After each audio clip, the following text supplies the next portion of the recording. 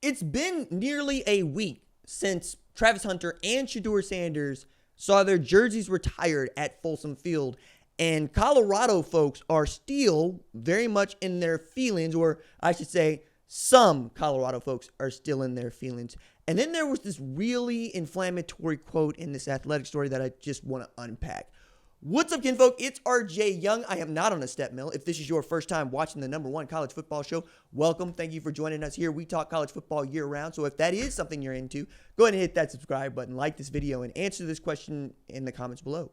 Do you think Shedeur Sanders should have had his jersey retired at Colorado at the spring game leading up to tonight's NFL draft? It's a really good piece in The Athletic by my buddy David Ubben, who has done a great job covering Colorado.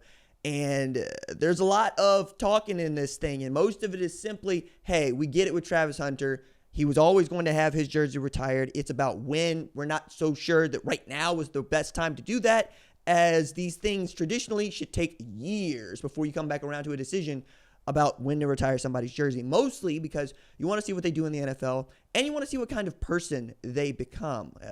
If someone gets into trouble later, it might not be a good look for the university. And then you might have to do that thing that some universities do, which is give things back or take things back. Reggie Bush and his Heisman comes to mind, right? Reggie Bush, best player in 2005. Vince Young might have something to do with, might have something to say about that, but you get the point there. Lightning. And Reggie Bush, one of the greatest college football players who ever lived. And then the Heisman Trust took his trophy after the NCAA through sanctions at USC and him for improper benefits, things that look ridiculous today because, well, we changed the way that we do business in college football. Notably, we don't care that the kids get paid anymore. Heisman Trust gave him back his Heisman, but at the time, they took his Heisman down at USC, right? You get one for the school, you get one for the player.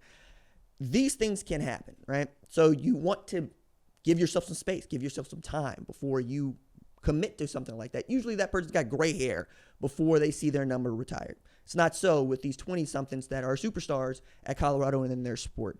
Hunter aside, Shedeur, I think, is the one that gets under people's skin.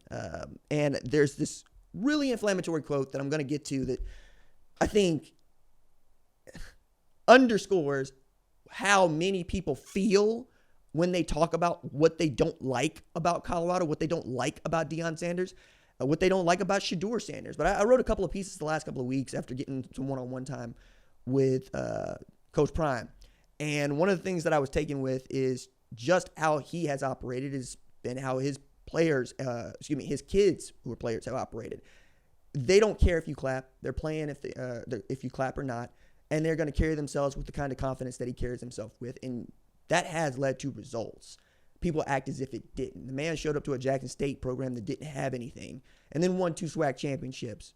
Jerry Rice Award for Shedeur Sanders. Single season passing record at Colorado. More passing yards, passing touchdowns by a quarterback in a year than any other, right? 3 passes to a Heisman Trophy winner, and will be one of the first quarterbacks off the board, we believe, after Cam Ward later tonight. He's a good quarterback, but when you have folks not unlike, trying to think who is actually, well, I think Joel was saying the timing on this, Joel Klatt was saying the timing on this was kind of off, and he didn't really get it with Shedeur. And Rick George, who led this charge to get these jerseys retired, actually issued a statement later going, I think this is a great opportunity for us. Most people tend to believe this was driven by Deion, and I don't think that you're going to get anything done in football unless Prime has a say in it. But the athletic director ostensibly is his boss, right? And actual depends, right? Do you have a star quarterback and a head coach? Who's in charge, right? Like, that's the question. In this particular analogy, Deion is the star quarterback. But you cannot argue the results have been great for Colorado, right? You can't. It's impossible. He has earned that $10 million annual contract he's making after going 9-4, getting them to the Alamo Bowl, having them finish top for first place in the Big 12. You've also got a whole bunch of Colorado people that are going, wait, we've only retired 4 jerseys before this, and we're retiring these guys? We got 6 total, and these 2 are 1/3 of the entire list? That doesn't make sense to us. Most notably and vocally, a guy put his name to his statement, was Chad Brown, right? And I think one of the things that Chad Brown was most upset about is how many other guys he thinks are deserving of that honor before Shedeur Sanders in particular. Cordell Stewart comes to mind. The team won, a bunch of games with Brown, who was a member of that Colorado 1990 national championship team.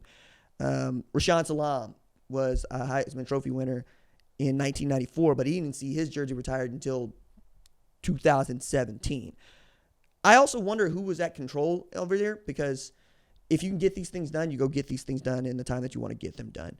But the quote that was most inflammatory, and the one that I wanted to spend a little bit of time discussing here, was actually given out anonymously. And I would love for somebody to put their name on something like this when you're going to say it out loud, because folks like myself who do a sports talk show are going to talk about it. But the quote simply went, "We're celebrating mediocrity. Where are the wins? Where are the top 10 finishes? Go bust for life, but you have to just hold your nose and deal with it." Hold your nose and deal with it? Hold your nose and deal with 9 wins, a Heisman Trophy winner, 2 first-round draft picks, the most exposure that Colorado football has had since 1990, maybe more. Deal with it? Deal with players wanting to come to Colorado to play for Prime. Juju Lewis among them, Caden Salter another. Dallin Hayden coming from Ohio State to Colorado. Marshall Faulk on your sideline. Warren Sapp on your sideline. Prime on your sideline. A defense that's worth a damn. Pat Shurmur, who coached in the NFL, coached offensive coordinator in the NFL, calling plays. Make me understand. What am I missing here? What is there to deal with? Except moaning and complaining because you are going to go to a game you're always going to go to at Folsom Field, and you see Travis Hunter and Shedeur Sanders' name up there. I don't always understand where people are coming from if they trying to come at it a different way. But I got to say, man, it just feels real awful to be this jealous and this mad about good things happening at your university and happening in a way in which you don't really have any control. And that's the thing I think is really getting underneath people's skin here. Prime is able to get things done his way. He's able to win his way. A lot of men can't do that. There's a lot of men that can't do that. There's a lot of grown men who would love to move in the world the way that Deion Sanders moves in the world, and they can't, and it eats them up. I'm not one of them. I built this. I'm continuing to build this. I have built something else apart. One of the things that I wanted to do in my 30s, and I said this at 30, is I would like to build the kind of business that could sustain and then grow and then help other people sustain and grow. That's what I'm doing. What are you doing? Besides saying you got to deal with how it feels to be a Colorado Buffalo. Dog, University of Tulsa. It's my alma mater. I went to OU for grad school. University of Tulsa ain't been no good, and God knows. Like, last time University of Tulsa was good, I was in college, dog. Last time we was winning like 10 games, I was in college, dog. Like, I mean, short of Bill Blankenship, who's also a local product of Tulsa, we've been up and down. But deal with it? I would love to deal with 9-4. Hell, I'm getting my ass handed to me by Tulane, Army, and Navy. Deal with it. No, dog. Deal with your feelings about why this is getting under your skin. You feel you got to hold your nose after having one of the best seasons that you've had in the last decade. No, the best season that you've had since 2016. Get out of here with that.